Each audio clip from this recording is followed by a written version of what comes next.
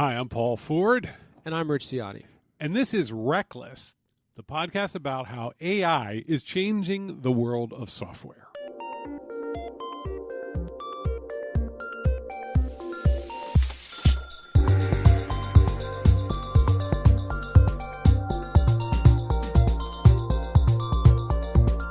Reqless. Rich, we should tell the people why we make this podcast. It's not simply because we find this subject fascinating, although we do. We were enterprise software builder agency people for years, and we went and built a product. What's the name of the product? A board. What's it do? It builds custom software really, really fast by leveraging AI. Wow, it builds it, not people building it? We still need people, which is actually what this podcast is about. All right, that's good. That's good. But check us out, aboard.com. Hit us up with questions. hello@aboard.com. Oh, and we're having an event on September 25th about how a board can enable adaptation to climate change. We've built some amazing new software inside of it. We're with some other great organizations. If you want to come to that, watch our newsletter. We've got invites. I saw some of you come across, and send us an email, hello@aboard.com. I'll get you the invite. September 25th, New York City. That's right, Union Square area. All right, Richard, I'm going to throw a question out to you. Okay, and I'm going to do it. We're going to frame this. And we're not just going to talk like a bunch of Brooklyn goofballs. Nothing wrong with Brooklyn, but go on. Okay. It is 2024.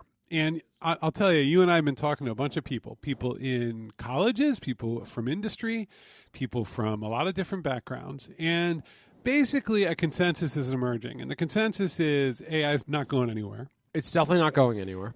B, maybe the funny cat pictures is not really what we need to be thinking about. Sure, there's going to be more of that, but like right now, Pixar doesn't feel very threatened by somebody typing, make a cool movie about a kid who plays with toys that come alive. Not yet, at least. Not for a while, Frank. Not forever. So, because humans like to connect with other humans, and that's one of the things that makes art. Yes.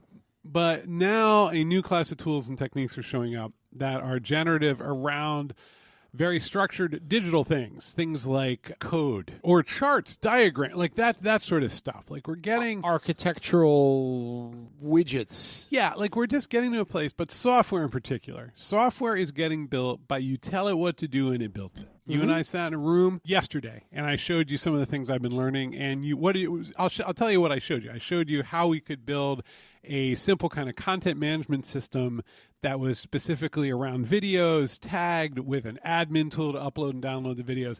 I wrote like a paragraph of text, and it did all the work for me. It generated the code that made up the app. What was your reaction? Because you've been playing with this stuff too, but you hadn't seen it go all the way yet. I showed it to you going all the way. What did you think? I had a few reactions, actually. One was, oh my God, we got to leapfrog the really boring stuff.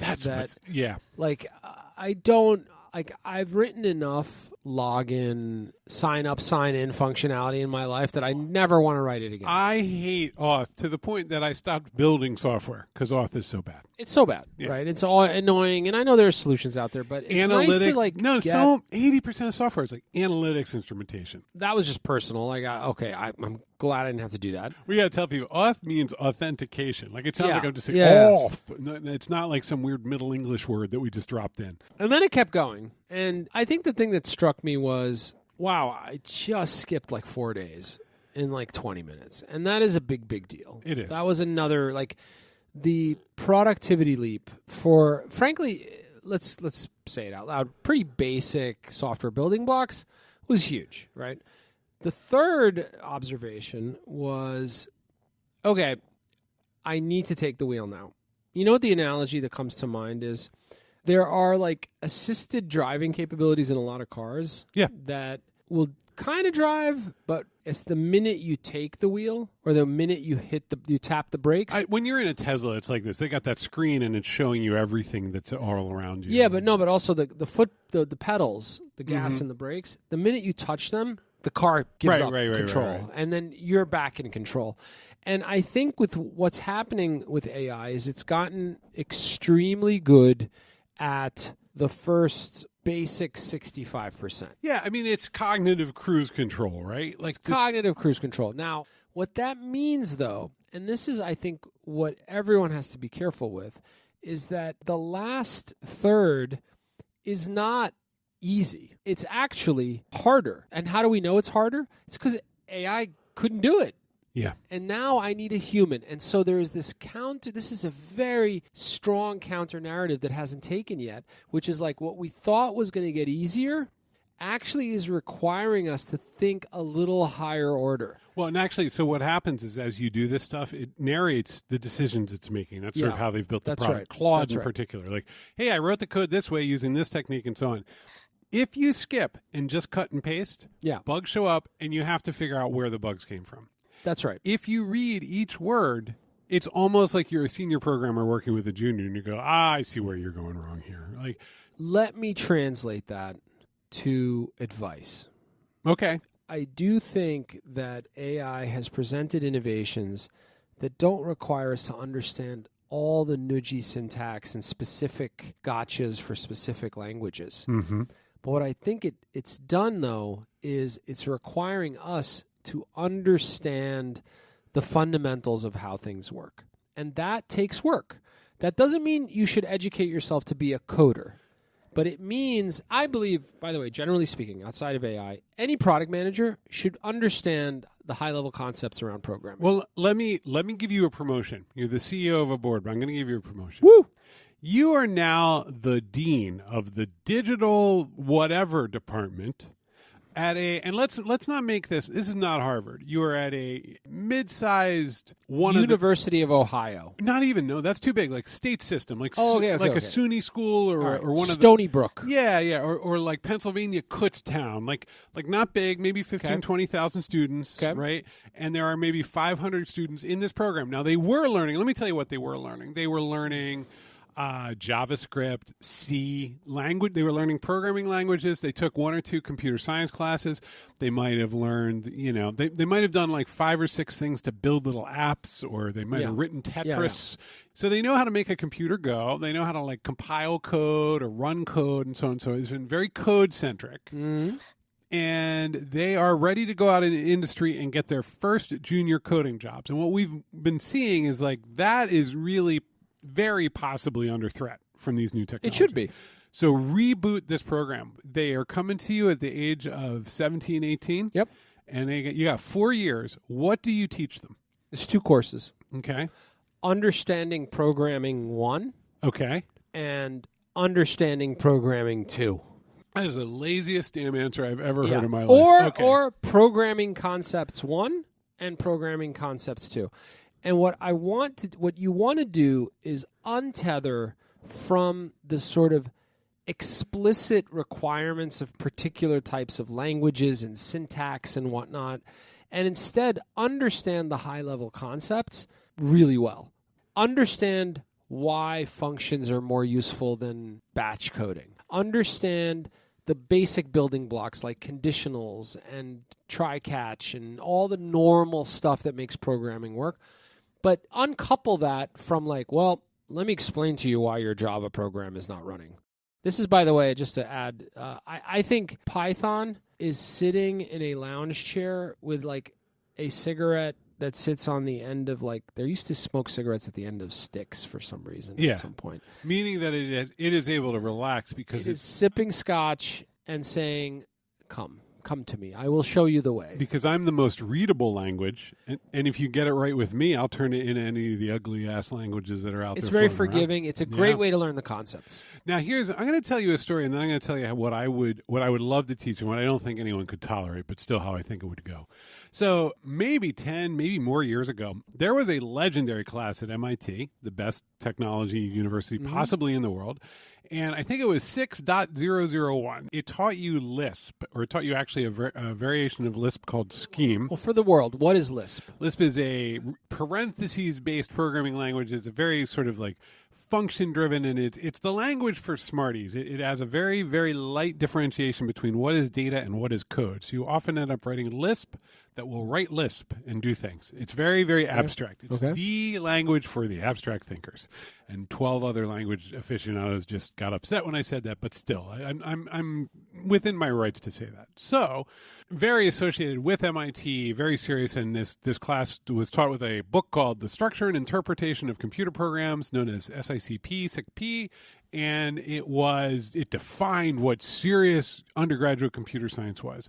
And then one year they changed it, and they said it's going to be Python, and you're going to learn with robots. You're going to move little robots around, and you're going to do it with Python. People lost their skulls exploded because they're like, you're taking away like all of history and actually learning the really hard stuff. And the professors are like, no, this is like, students need to learn how to deal with real world systems, libraries, objects, and make the robot move around in a world of incomplete information where they have to then resolve what's going on with all of the code they're running rather than build up a world of computing from first principles. Okay. And I feel that we're actually seeing, in a funny way, a continuation of that in the industry, which is the number one skill, secretly, of every truly good senior engineer is a complete indifference to language and library and all the culture and being unbelievably good at debugging. Just like, oh, that's why, because it's always broken. Even if it's working, it's broken. Okay? So you could get in there. Optimization is just like figuring out how to make something go faster. Like, things you don't even think of as bugs are bugs. Yeah. And so a truly gifted programmer is somebody who sees opportunities for improvement everywhere, whether it's broken or not. Let me ask you a question. Okay. If I was a kid seeing all this AI stuff going on, I'd be like, oh, this is great. I'll just learn how to use AI. I don't have to learn this other stuff. But yet what we're saying here is we actually think you have to learn the hardest parts. Here's what I think is real. You don't know what's broken. Okay, if you sit me down, I am an okay programmer, and I've known some brilliant programmers, deep research lab types, right? And if I sit and look at a system and it's like a little slow or whatever, I'm like, all right, we'll make it work. But these are the people who like end up deep inside of Google. You show them the same thing, and they go, I can save you $25 million a year. Right. Okay. And so that's like that people talk about, like, the 10-time but program. what is the point you're making? The point. Thank you for asking that question, Rich. The point I'm making is that is the actual skill to start developing. The class I would teach is articulate the skill. Debugging 1 and debugging 2.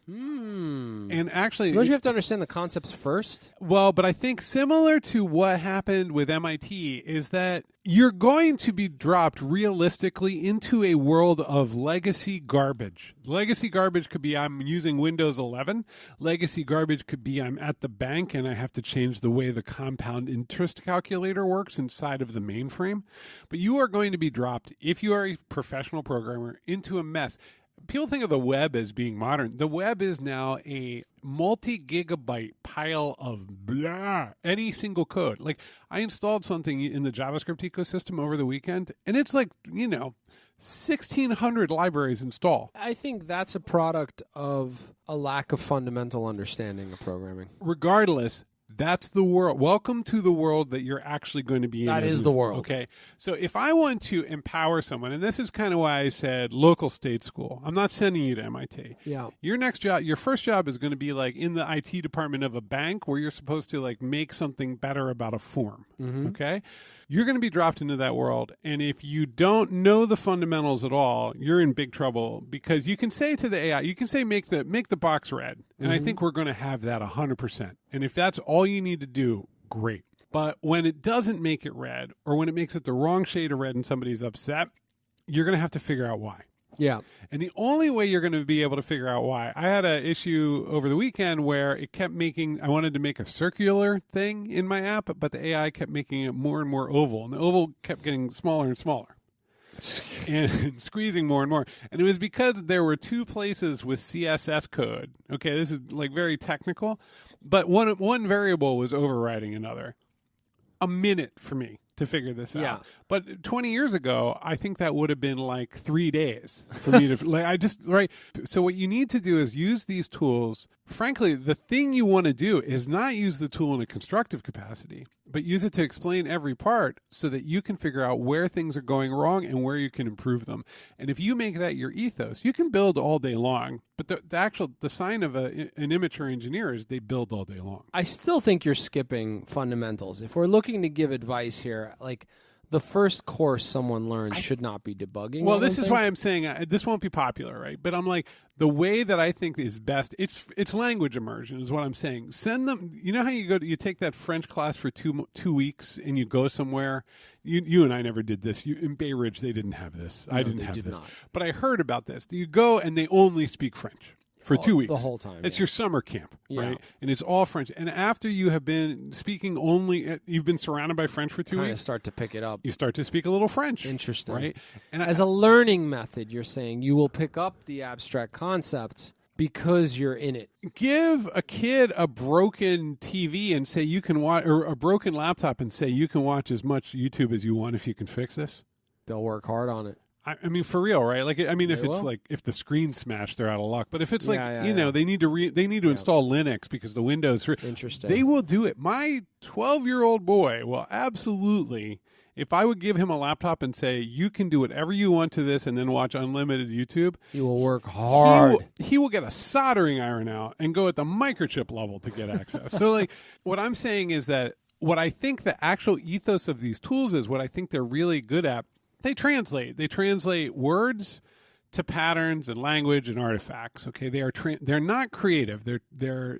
I mean, translation can be creative, but putting that aside, they convert from one form to another. Yep. And so, what I think you want to be aware of is that process and the faults and the difficulties in that process. And the only way that you can do that is to understand what each form is. So, if I'm describing a program I want, so that's prompt engineering. Okay, I need to get really good and understand prompt engineering, but I also have to understand what it's producing. Yeah. I'm back to where you are, but what I'm saying is like the way to do that is just drop them in. Okay. So you're going to pick up the fundamentals, drop them in. Fix it. Let me ask you this. You Let's can't close escape. it with a question. You cannot escape this room until you fix this bug. Do you think, I think the expectation out in the world is, gosh, I thought things were going to get easier. I thought things were going to get more automated. This sounds hard. What this does that is very powerful and very good for capitalists is increase velocity. Okay. And I can get the system to explain things in a level of detail that I could never have access to. I would have to go read, research, and so on. I can zero in on my problem and get it diagnosed. Yeah, you're hitting knowledge bases prior to this, trying to understand why something is doing what it's doing. I have unbelievable power that way. But it's what we have been handed is a set of accelerators, but it's jet fuel, but you still have to know how to steer the jet. Yeah. Right. In fact, you could, in many ways, probably do more damage if you're not using the tool correctly. Well, I think what you're going to see with this stuff is tremendous early excitement. And this has happened. This is the AI cycle over and over and over again. Tremendous early excitement. Here we go. World's ending. Get on board. And we saw it with blockchain. We saw there's a hype cycle with all this stuff. And then you hit a wall. And you're like, wow, it's kind of put a lot of bugs in. And then 95% of people who thought they were going to build a really cool app that was going to beat Facebook move on. They go home because it's boring. Yeah. But then there will be people who will sit there and they will noodle with their prompts.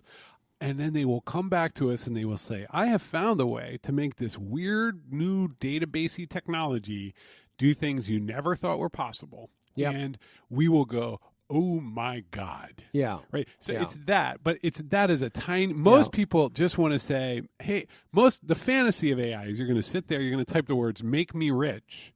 And ChatGPT will go, I got it. It might still say that. It probably will.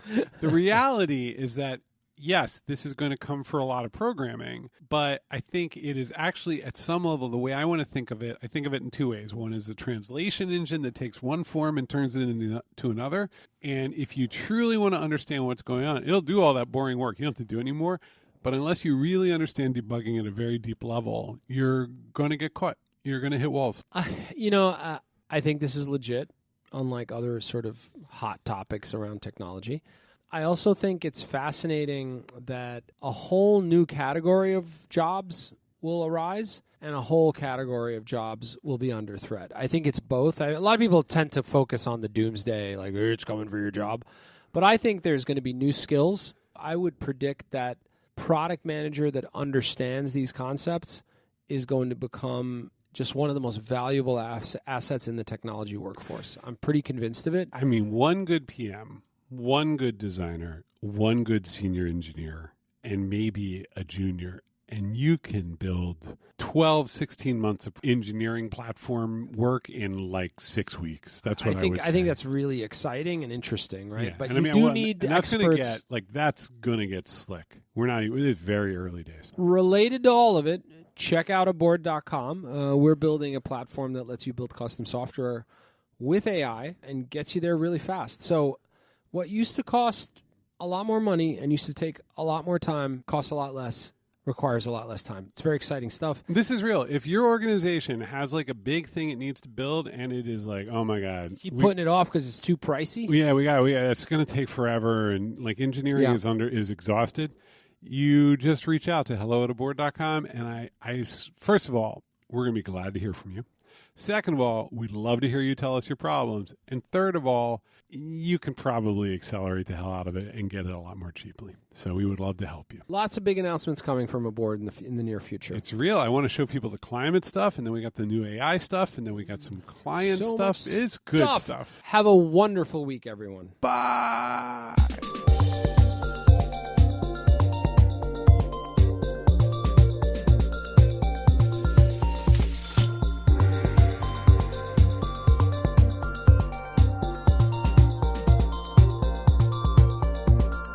Reqless.